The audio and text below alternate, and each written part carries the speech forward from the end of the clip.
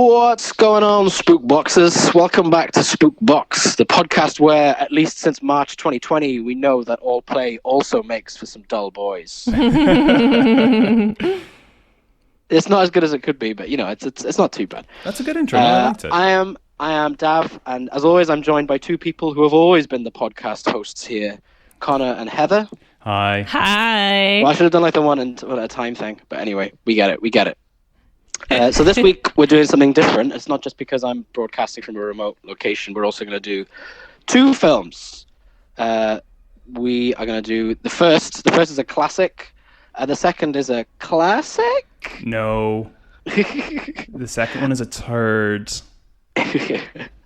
So we thought we wanted to do something with Stanley Kubrick's The Shining for a while, but we figured why not make more work for ourselves by doing his 2019 sequel, Doctor Sleep, in the same episode. Yeah, it's a good idea that chonky. someone came up with.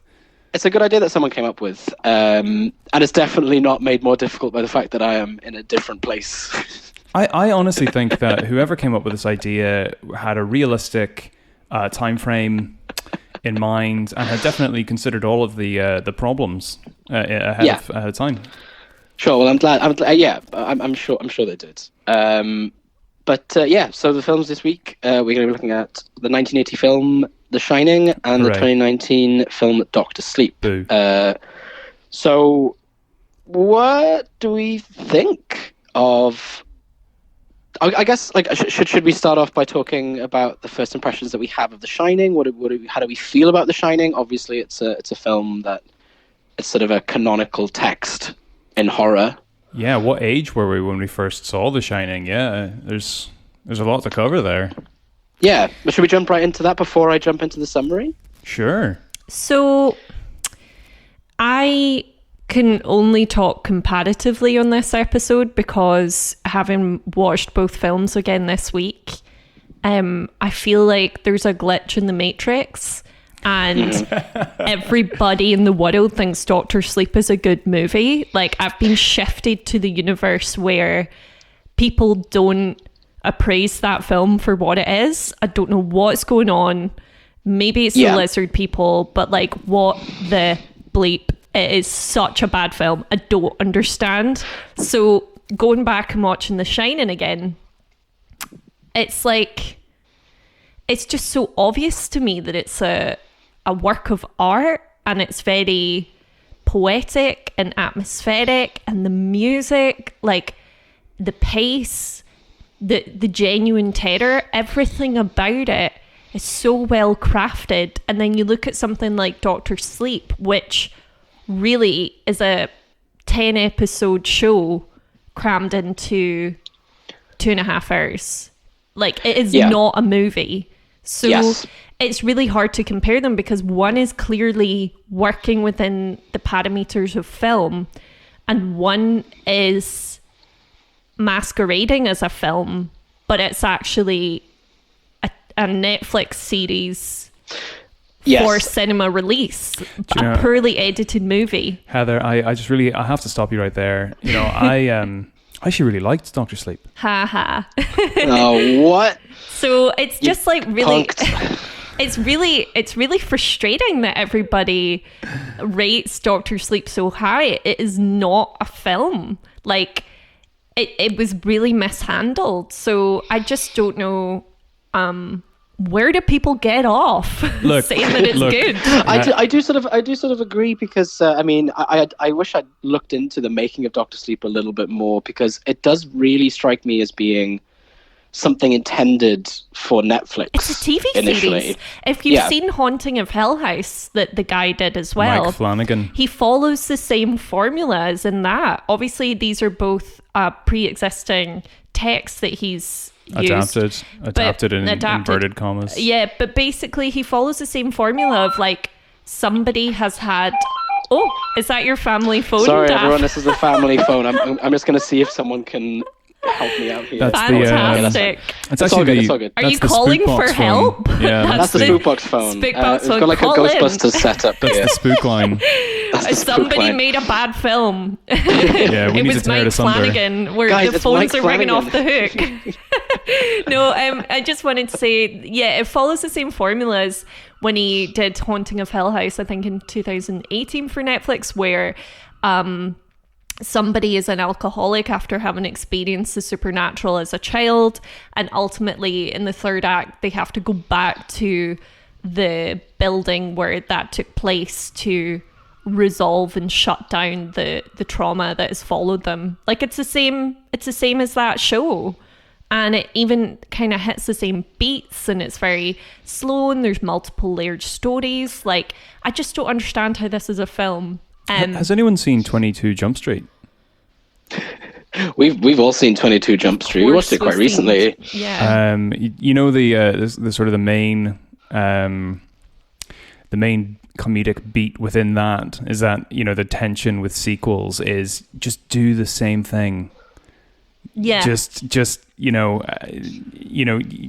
same film that you did. I feel like Mike Flanagan probably started out with some ambition to do something with this project, and then the studio just said just do Haunting of Hill House. Or maybe he said it to himself at some point during the production. He probably started off trying to write a genuinely good, interesting script, and probably thought, you know, I'm not going to color grade the shit out of this to just make it look like another greenwashed. Oh God, every shot is so careful in The Shining, and it's like comparatively Doctor Sleep is just I really think every sloppy. shot is really careful in Doctor Sleep as well. Don't. But it's careful in a different way. It's Do you in know a what I mean? sharp, like Netflix way. Instagram kind of way. Yeah, it all and I looks hate it looks so pristine. But the whole point of The Shining is this relationship to the past. So we have this 1980 film that consistently references the 20s and in the decor of the hotel and the shots and the people. Why is Doctor Sleep so like puerile about being contemporary? Like that doesn't fit in with the canon of The Shining and what Kubrick did. Like he really wants it to look contemporary, and that's weird to me. It doesn't fit the story. Is it quite possible that, you know, when we talk about films that are thought of as being unfilmable, if you think about something like Watchmen, for example, Zack Snyder's Watchmen. I'm listening. For a long time, it was thought that graphic novel was unfilmable. It is. And I think part of the reason for that is because it's a comic book. It's a comic book, but also it's a comic book that deliberately plays with notions of heroism and sort of deconstructs the comic book or the sort of hero mythos as it goes along.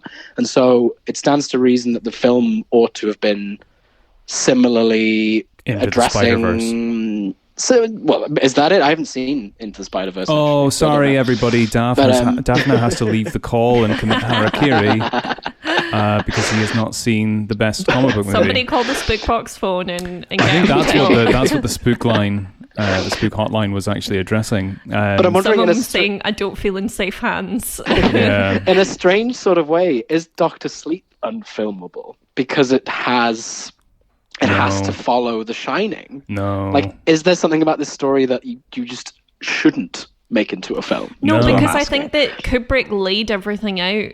Like, there's so much in The Shining that visually that you could work with when making a sequel to that. Like, so yeah, no. Look, I think what Dav is trying to say though is that so Doctor Sleep is a novel that follows on from The Shining, and so Stephen King wrote his own sequel to his own book in a much different mindset, you know, in a much healthier place and a mindset, whereby King was famously unhappy with the Kubrick version. He had mixed feelings about it throughout. No, he really disliked it because afterwards. he thought it was misogynistic, which I think is quite interesting. But the thing is, the Kubrick, it's a really great point to bring up Watchmen. So, you know, Heather, you haven't read the Watchmen, and you haven't.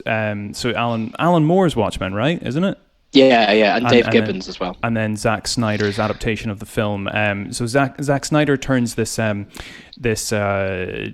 deconstruction of the comic book genre into pretty much just a comic book movie. I really detest it, and I think Zack Snyder is a hateable, stupid, objectivist prick. But 300 it's is a shame, bants. yeah. But it's xenophobic bants. But anyway, the thing is, just as Watchmen is a deconstruction of the comic book genre, Stanley Kubrick's The Shining is a deconstruction of Stephen King, who, let's face it, is a comic book author.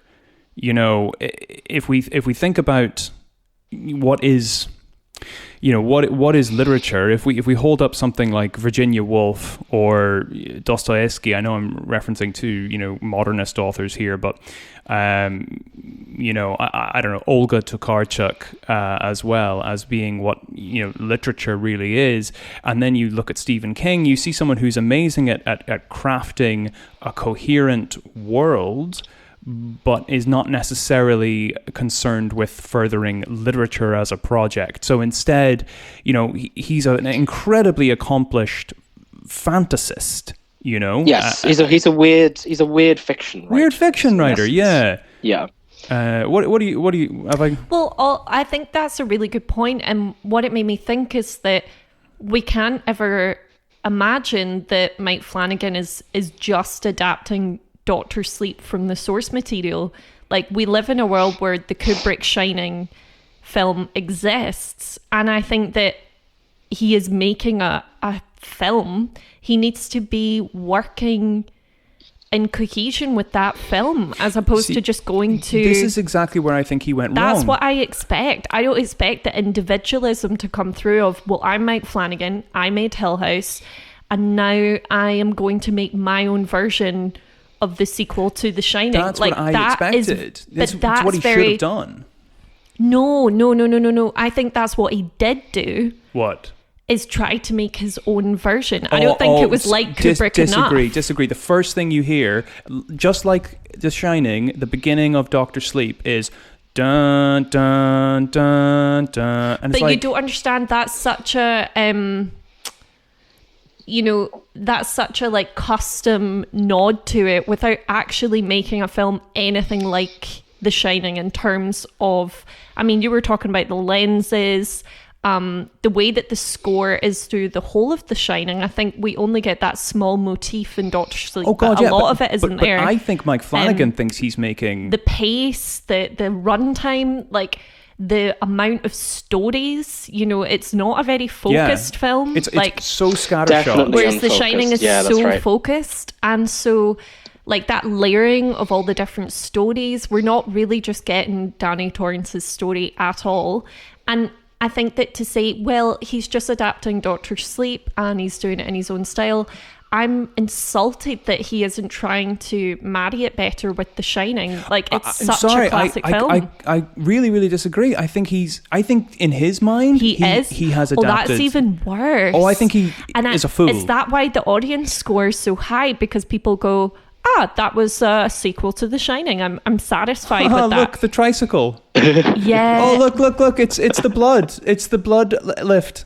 Oh my God. Oh my God, the blood lift. Kill me, the blood lift. I when Rose the Hat just looks at it and goes, oh look, a blood lift. But can I suggest something actually? I've seen this film before. I'm really doming this conversation. I have a suggestion, which is that we maybe don't read the summaries this week, because I think we might have too much to say. I was looking for a moment to interject to read off the summaries, but I think since the summaries are so long, why don't you just do the Doctor Sleep summary? I think the we summary of The Shining is Shining. The Shining. Oh yeah, yes. Do the Doctor Sleep one. But specifically just for anybody that's listening and might be screaming at us, what Shining film are you talking about? We are, of course, talking about Stanley Kubrick's The Shining. Yeah. We're not talking about... And the director's cut as well. Yes, specifically we watched the director's cut, which has got a couple of additional scenes. I think there's still more on the cutting room floor that we haven't seen, allegedly. In the estate somewhere. But we are not talking about Stephen King's own version of The Shining. That's kind of left out of the conversation entirely, and I think that that's fine, because Mike Flanagan tries to make such a one-to-one by even having, Shelley Duvall impersonator, a terrible Jack Nicholson impersonator, Oh yes. It was yes. like someone had thrown a birthday party and hired impersonators like that. It really is actually, yeah. Or like in Nathan For You was who was that old impersonator? Was it a Nixon impersonator? That he when made Nathan friends tries with? to impersonate that guy? No, he makes friends with like a party impersonator politician, and then in the final episode, I think he won an Emmy because he ends up finding this guy really interesting. And they go a road trip together. Anyway, there's just something so hilarious about Summary of Doctor Sleep. the costume design in Doctor Sleep. But anyway, We'll definitely get to that. We'll definitely get to that. Thank you. Okay, so I'm gonna rattle off this Doctor Sleep summary. I'm gonna change it as I go along because I think there are probably a few things that need to be clarified. Because obviously you explain everything about the Overlook Hotel in The Shining. Right. Exactly. Anyway, Doctor Sleep. Danny Torrance, still a child after the events of The Shining, is tormented by the quote-unquote crazy woman in room 237. He is told by Dick Halloran, now dead, communicating from beyond the grave, how to cope with the trauma of the Overlook Hotel by mentally compartmentalizing the spirits that haunt him in imaginary boxes. Meanwhile, a cult of psychic vampires called the True Knot, led by a magic Irish woman, When she wants to be, named Rose the Hat, trawling the country in search of people who possessed the Shining, a sort of telekinetic power. Oh, they weren't looking for Coachella? They look like they're looking for Coachella. They were sorry, you're right. They were looking for Steam. Burning Man. Sorry, I thought they were looking for They're Burning looking for Man. Steam. Sorry, yeah. Hey man, looking for some steam, bro. Feeding off their life essence known as steam, which is released when they're killed. Fast forward years later, and Danny, now called Dan, is an alcoholic man who hits rock bottom when he attempts to steal money from a single mother with whom he'd had drug-addled sex the night before. Dan hops on a bus to New Hampshire to start afresh. He befriends a man named Billy, who helps him find an apartment, and eventually becomes his AA sponsor. Sorry, that means Billy becomes Dan's AA sponsor. I kind of hate that they changed his name to Dan. I just kind of hate that. I hate that whole part of the film. It's like Animal Crossing. Like, it just gets off a bus and they're like, beep, beep, beep, here's your apartment. I'm like, what is this? I don't care if it was in the original text or not. Hi, I don't like that. Dan, your house isn't ready yet. Hi, Dan. But you can pick a plot for your 10. He later finds a job as a hospital orderly, using his shine to comfort dying patients. They nickname him Dr. Sleep. Oh god, that bit where the guy goes, I think you are a doctor. Dr. Sleep. Jesus it's like, Christ. you really want Mike Flanagan to walk onto the screen at that point, just be like, I hate it because, like, I think the thing is with the whole Doc thing, so all the characters call, in The Shining, some of the characters call Danny Doc. So, Yeah. But it's not really much of a thing. Like, it's No. not. It's just a sort of a little way to signal that. Yeah, it was a way to Halloran introduce. can communicate. Yeah, it was a way to introduce Halloran's shine. And Exactly, there's an intimacy between him and Halloran and him and his mum that isn't present Yes. between him and his dad, because Halloran just meets him and calls him by his nickname. Yeah. Whereas his dad he calls him it later, but he's not intimate with him in the same way. No, and if we can just rewind slightly, like the majesty of the Kubrick version is that the whole shine thing is just what Halloran calls this unknown, power, this unknown human telepathy thing, That he learned from his granny, which is so cool. Like, Yeah. and he didn't think it extended to other people. It makes me sick in my mouth that then, like, it's become like canon. It's what it is. This is the wiki version of The Shining. God, it's the Basically. fandom version. What- yeah. what- It's do you like mean that it's like become the canon? fandom version. Yes. Now everyone is referring to shine, and it's like, her shine level is over 9,000. Exactly. Yes. We'll get back to this sort of Sorry. Raina Zendaf, where the Shine mythology. They nickname Dan Dr. Sleep. This is when Dan begins to receive telepathic messages from Abra Stone, a young girl who also possesses the Shining and is apparently a much stronger version than Dan's. Because she does stuff with spoons. Yeah, because she does some stuff with spoons. I can't believe she does stuff Dan with can't do that. spoons, and she's called Abra. Oh God!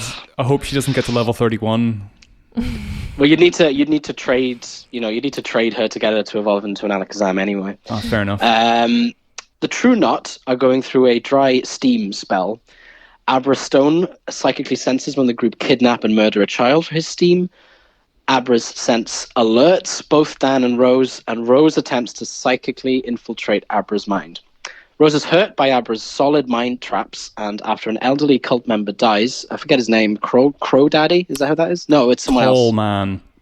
Tall man. the man from Twin Peaks.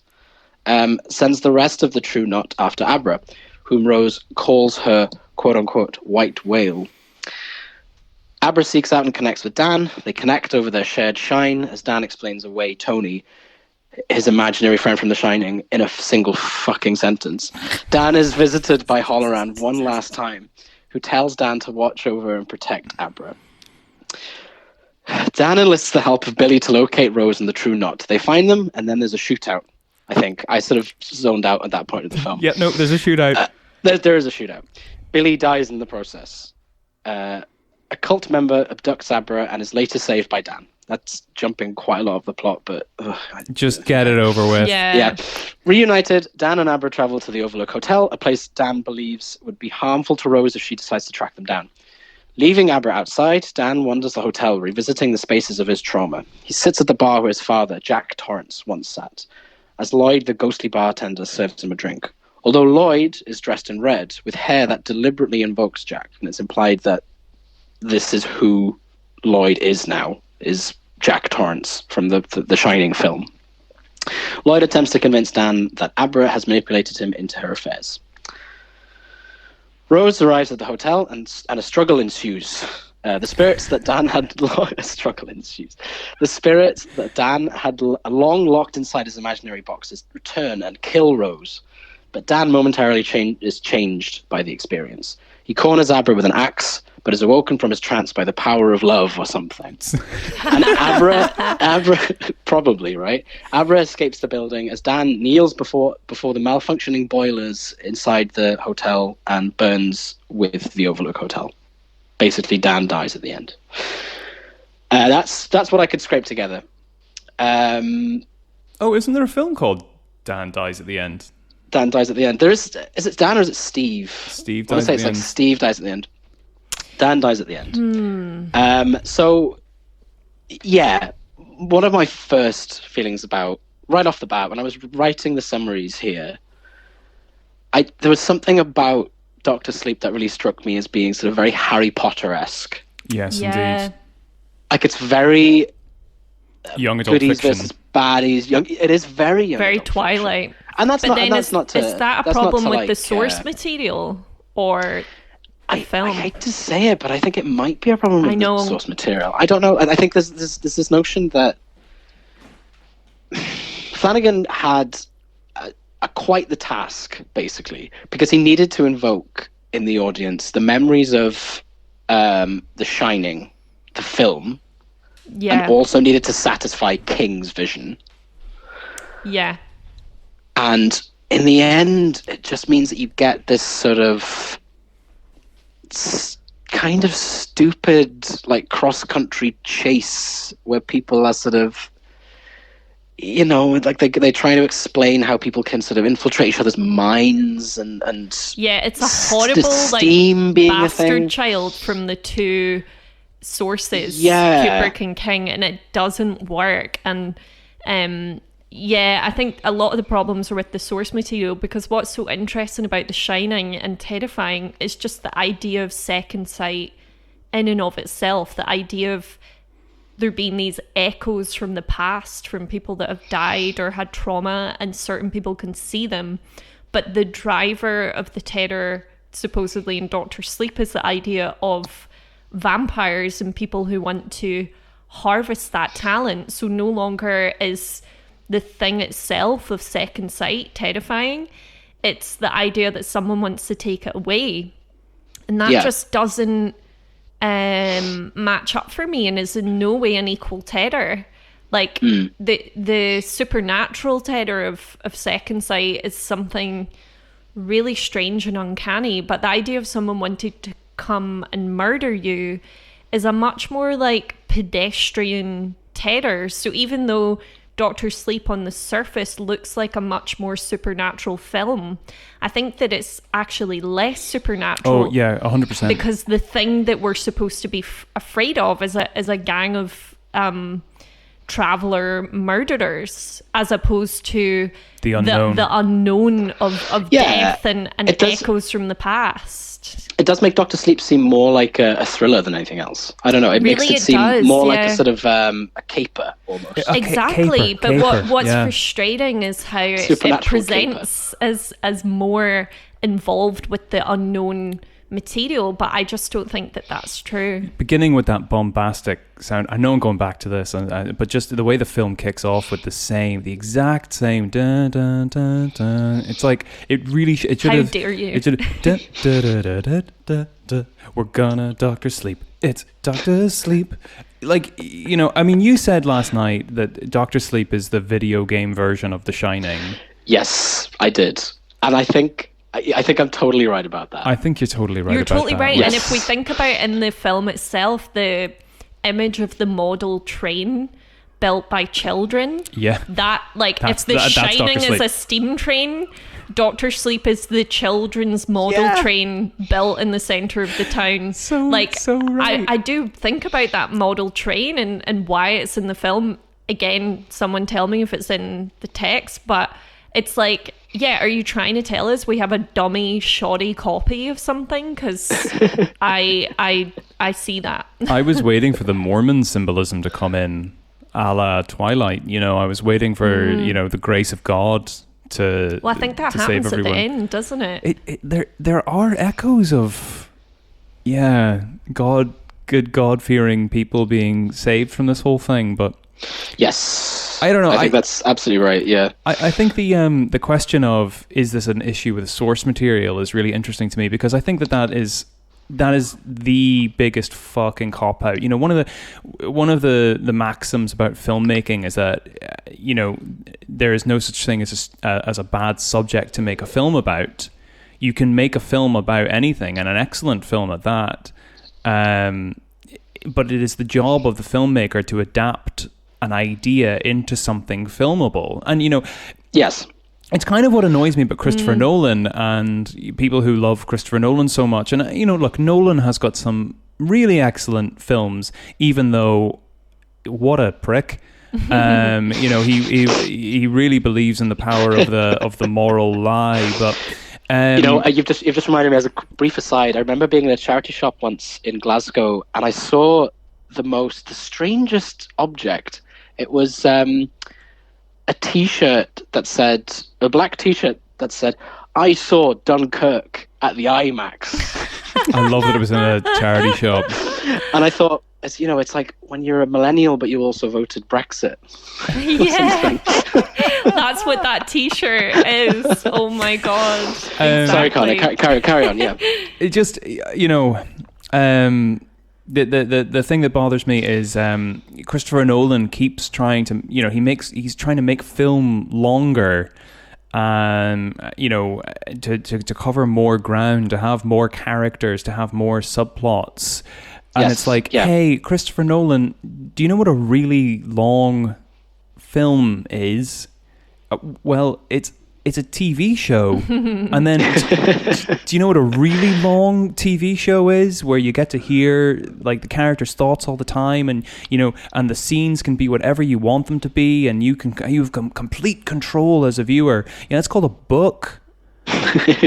Definitely, The point of a film is to make something that connotes a clear, not a clear communication of a message from the creator to the audience. That's the antithesis of what art is. You're trying to make space for the viewer to allow their own imagination to wander, but you're trying to generate a clear catalyst for thought for your viewer.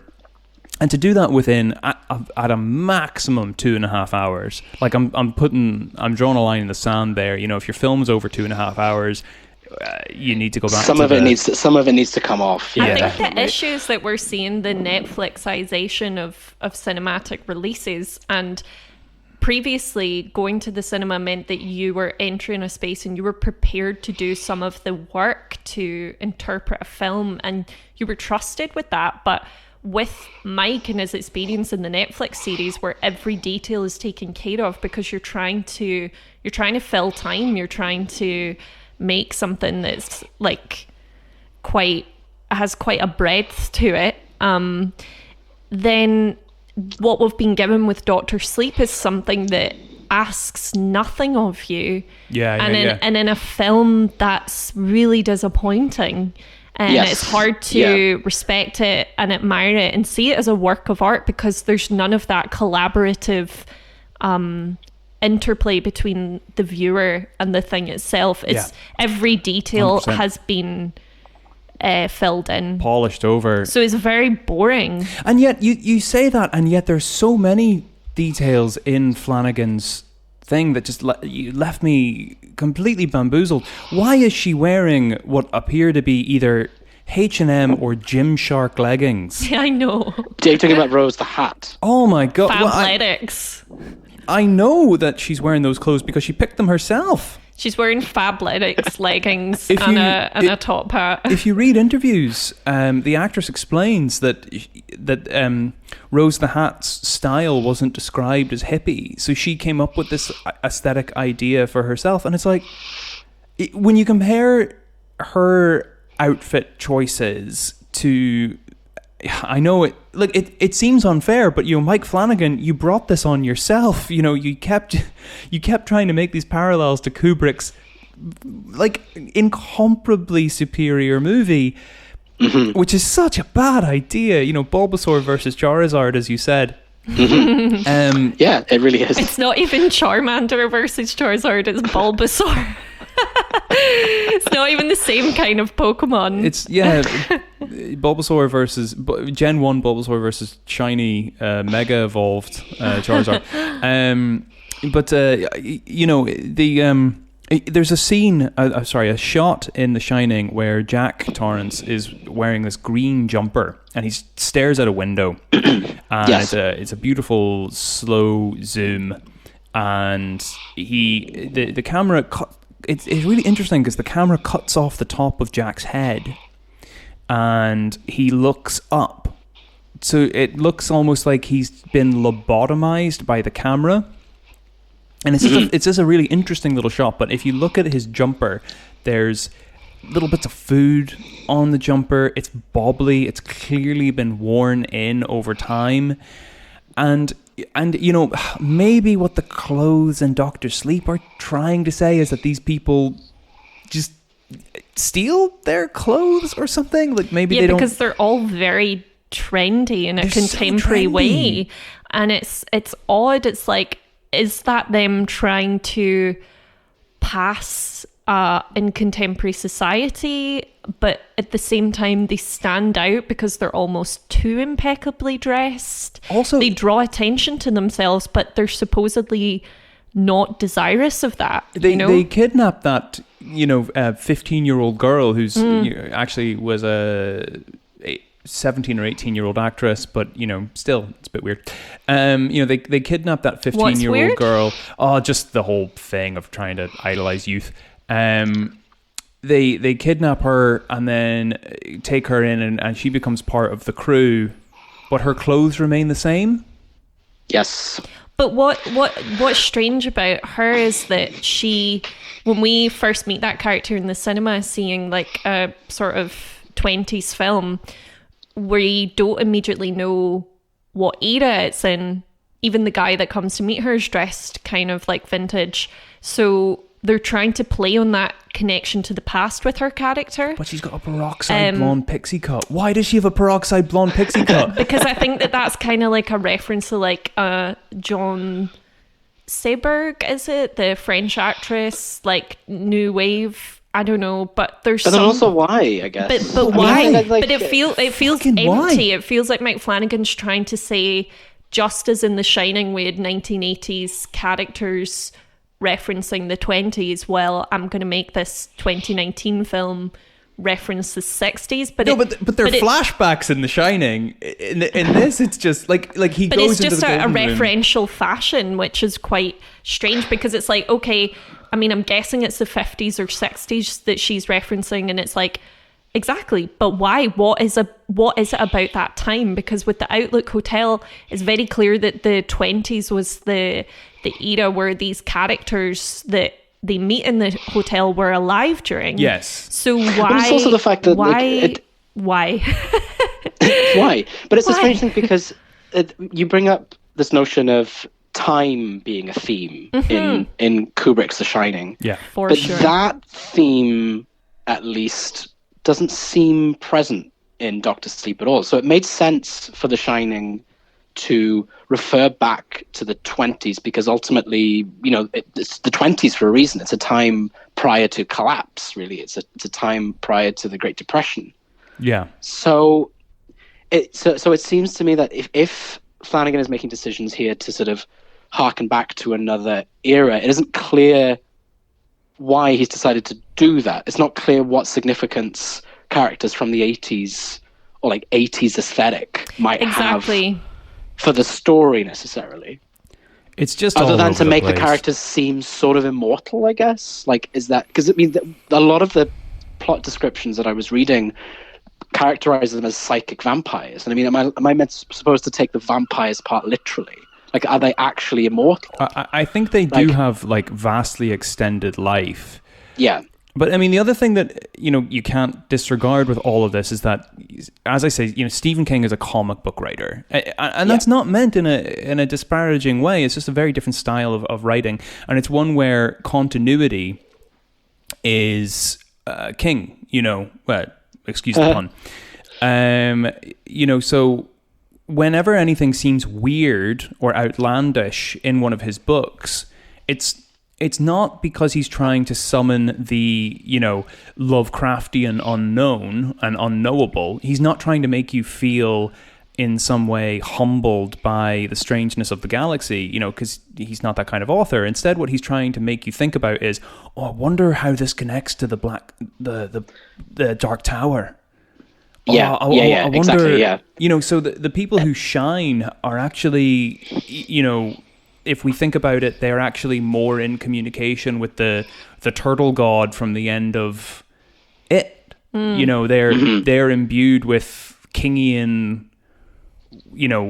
otherworldliness, which I suppose there is an element of Lovecraft in that when you think about, the planet where all of the creatures from Color Out of Space come from, that there's meant to be this sort of particular other world where powers are drawn from, or yeah, but the difference, not that I know much about Lovecraft stories, but doesn't it seem like that this idea of there being a tangible place where everything comes from, where all the sort of monsters in Lovecraft stories come from, doesn't the obsession with that kind of emerge after Lovecraft's death, and kind of doesn't it also emerge with the notion of fandom, the notion that you can basically categorize these in a wiki? Not really, because Lovecraft was actually playing with that idea when he was alive, because he tried to mimic the tone of scientific authors or naturalists of the time in his writing. But he did it with a purpose, So to say one thing, that I'll just say Cthulhu mythos is resting on something very different from the sort of Color Out of Space ideas. That Cthulhu comes from a very different place, but What was I going to say? Yes, but the whole point of taking the sort of scientific tone in his work is to try and make it more impactful when an explanation can't be found for something. So he makes people try to categorize things and makes it almost seem like these things can be known, so that then when he eventually shows that it can't be known, it has more impact. Again, it's like, we keep asking the question about Dr. Sleep. We keep asking why. Why have you included this? Well, there is a reason for things. A thematic reason, not a canon.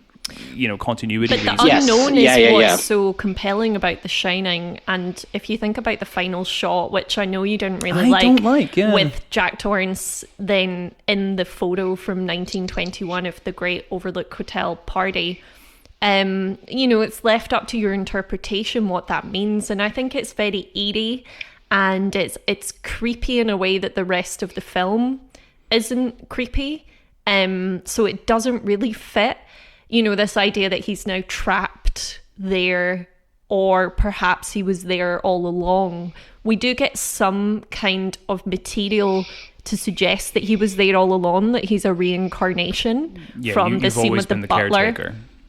But oh my god, that movie, it's incredible. Doesn't that film just get better every time? It does, and for me. What I will say is that some people don't really like that reincarnation interpretation, but the whole point is it's left open for you to decide whether through his actions and his susceptibility to the spirits there, he has fallen foul to the madness and become trapped forever in the Overlook. And perhaps the other characters we meet there, the same thing happened to them, that the hotel has this kind of life of its own. That unknown and that ecological element and the lack of human exceptionalism there and our susceptibility to other forces is what's so cool. The thing with Dr. Sleep is that the terror comes from this group, like I've said, this ragtag group of vampires going to do you a stab.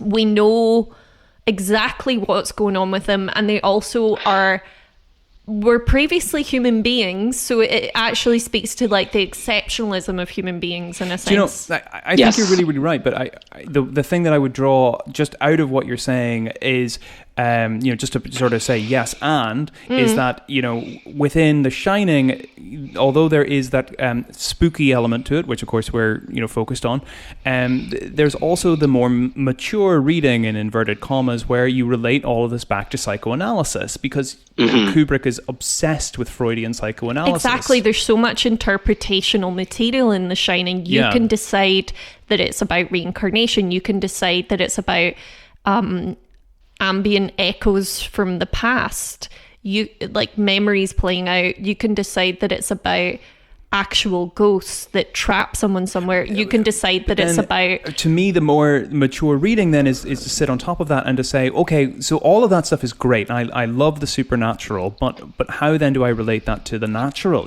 How does that then come down to a human affective meaning or reading of this movie that I can then apply to reality? And for that, then you reach for Jack Torrance's that the Overlook, or whatever it's Outlook. What is it?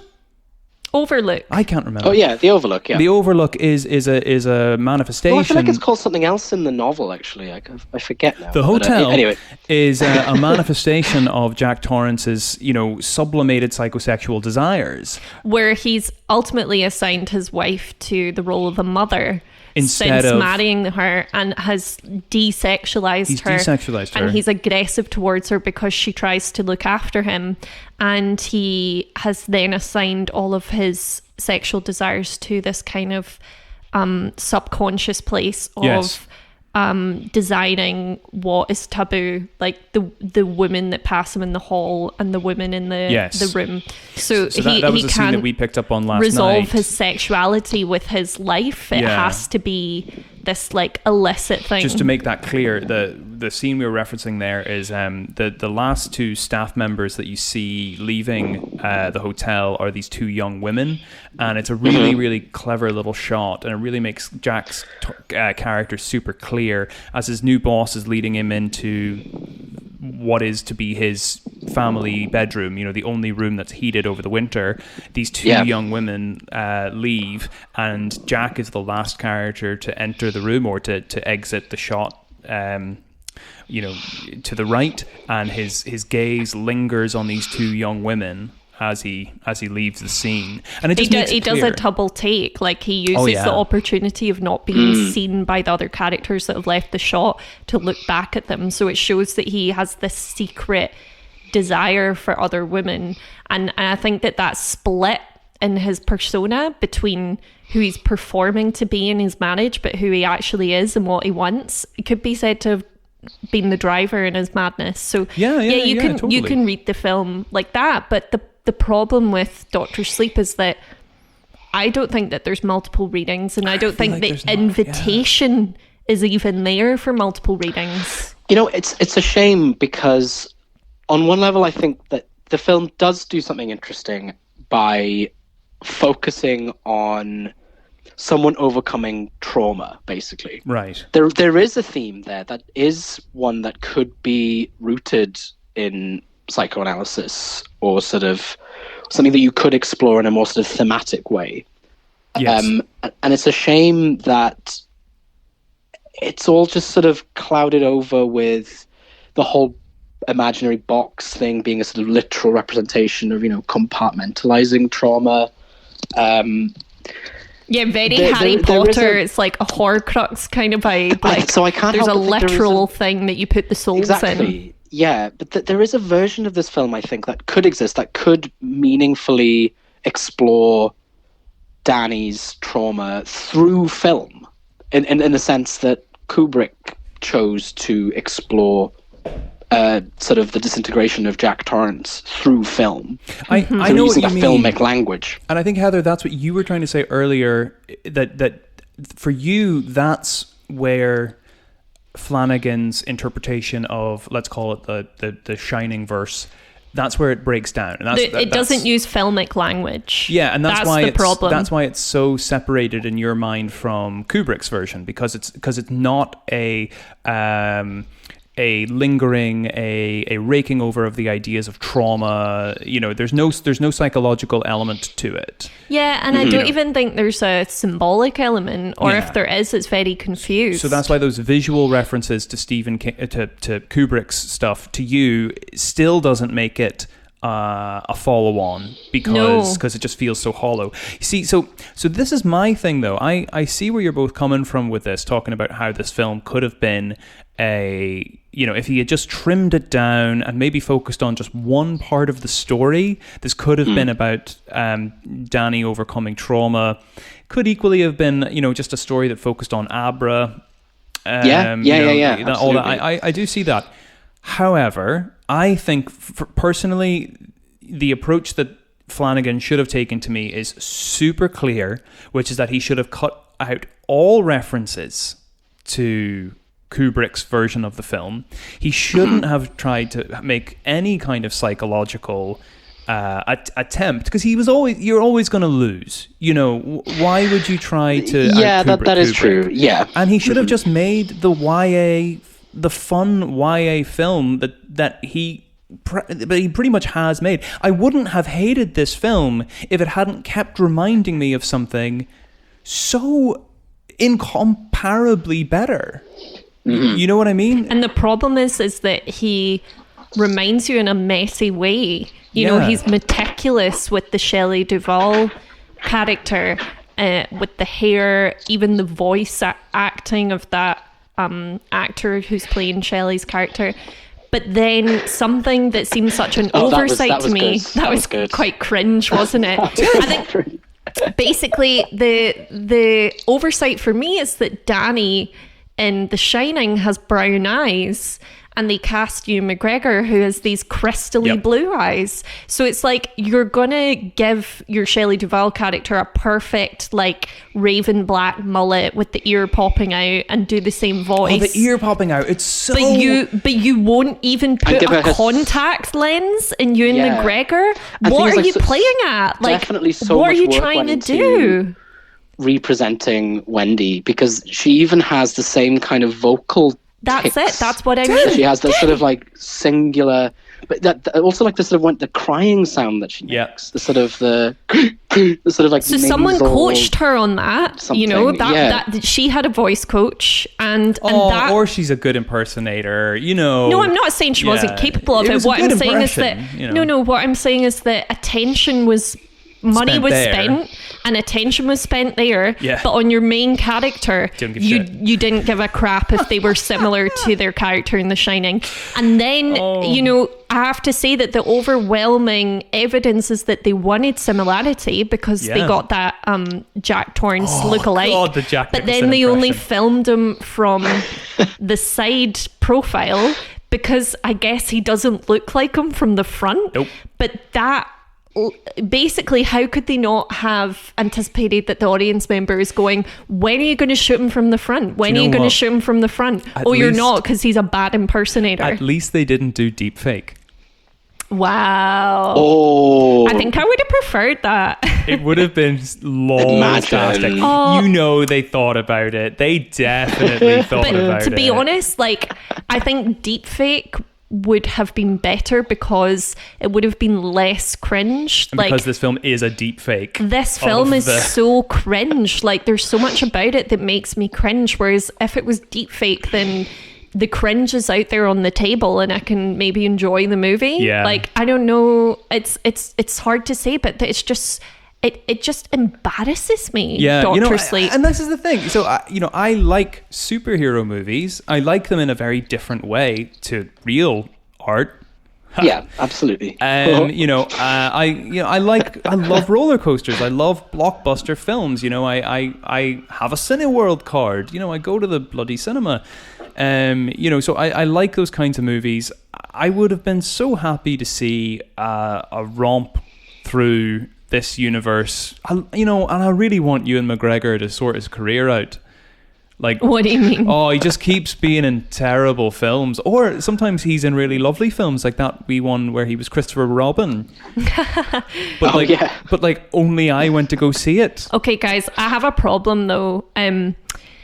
Is this essentially all been a high art, low art debate? And am I the sort of person who is arguing that there is a separation and there should be, and only high art is good? Because I think if you only listen to this one episode, that's what it sounds like, I believe. And I didn't think I was that person, but when it comes to The Shining v Dr. Sleep, that's my point of view. I think it's look, there's high art and there's low art, and we love both. You enthusiastically. I think we value both. Yeah, absolutely. But you just can't compare apples and oranges. One of the last things I'll say about Dr. Sleep is I almost wish it had, that Flanagan had died. Jesus. I'm sorry, I take that back. I absolutely don't mean that. Had the bravery. How amazing would it have been to have seen a version of Dr. Sleep which deliberately said, nah, fuck The Shining. Right, exactly, 1000%. Yeah, fuck Kubrick, because he's an asshole, Yeah, he is. And how much fun would it have been to have gotten a Dr. Sleep that was this sort of anarchic, X-Men. Anti-film canon movie.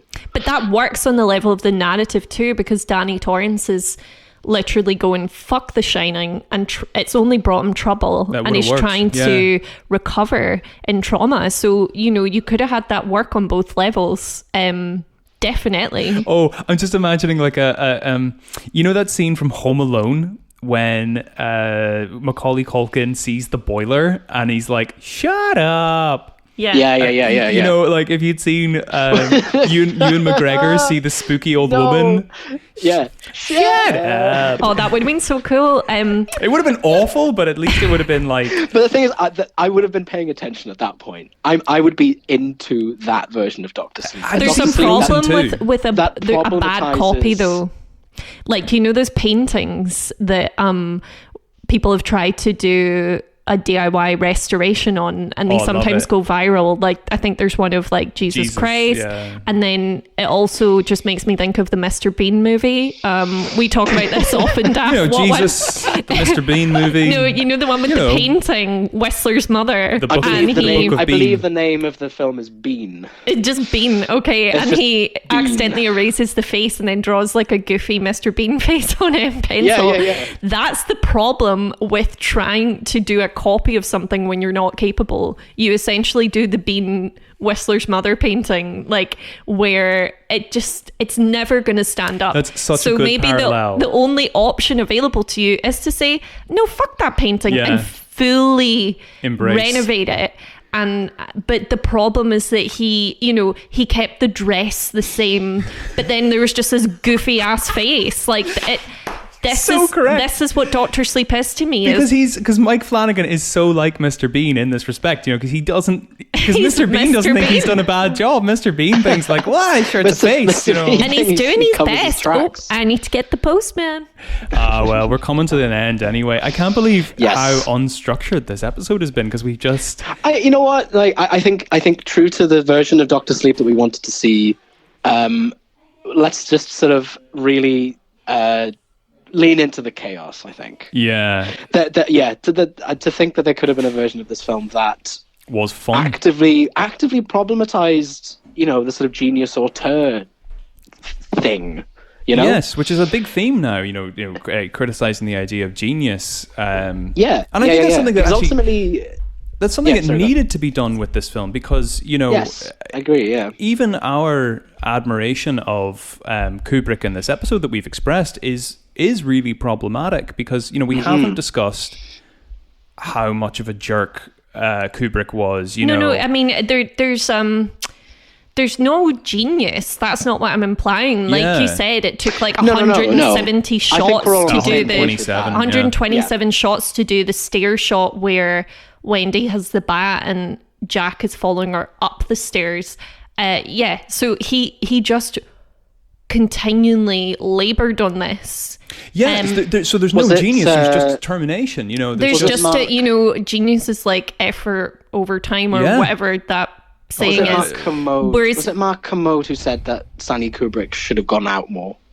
I think that was Mark. I think that was Kermode. Well, yeah, I mean that's the thing. Whereas we maybe need to just re-term genius as Work.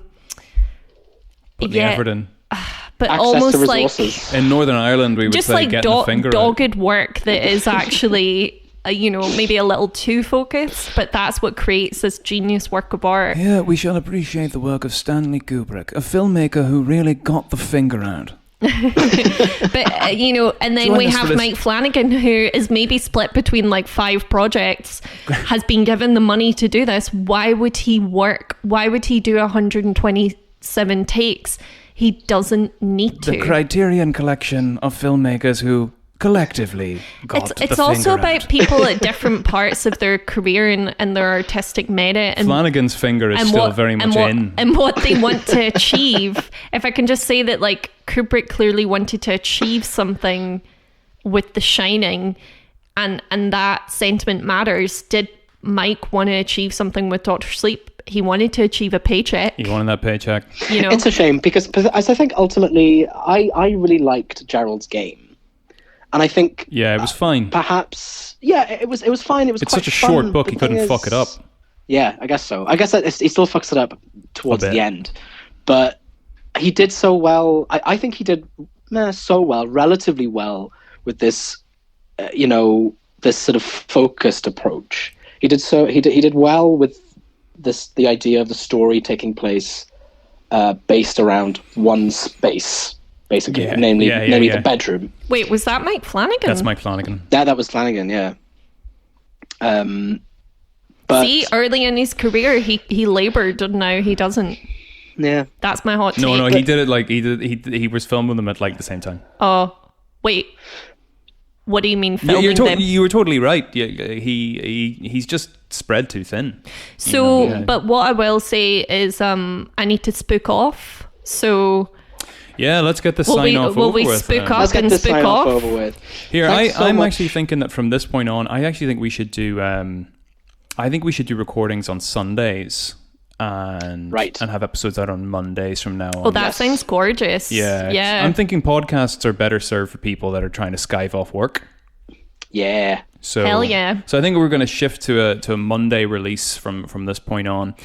Well, it's okay. So if we're about to wrap up, who's next week? What's the plan? So it's back to me. Yeah. And I am considering taking us on a kind of a. I think I want to take us back to sort of where we should have started. And okay, then back to basics. I'm thinking we should just do Friday the 13th.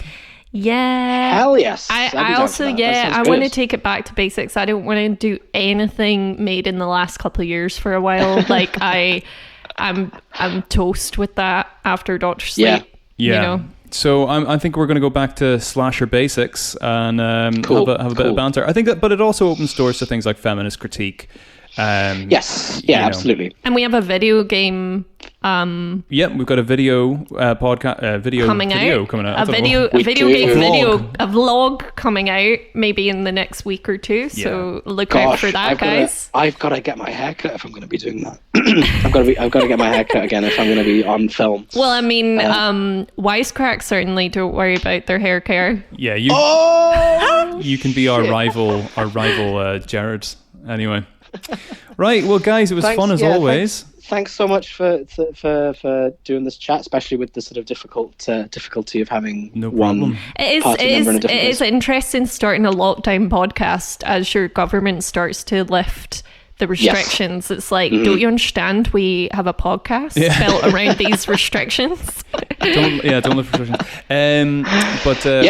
Just remember to like and subscribe, everyone. Yeah, please like and subscribe. Thanks to everyone who has been, listening, watching, and we got some really good views generally last week. Keeping up. So thank you, everybody.